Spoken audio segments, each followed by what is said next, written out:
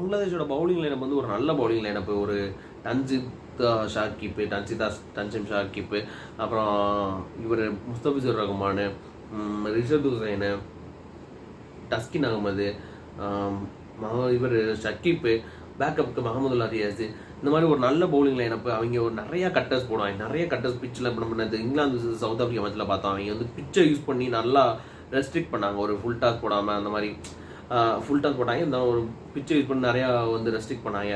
அதே மாதிரி இந்த டைமும் இவங்களும் அதை பார்த்து ஒரு பில்ட் பண்ணி கண்டிப்பாக அதை யூஸ் பண்ணி இவங்க வந்து ஒரு விக்கெட் எடுக்க ட்ரை பண்ணுவாங்க.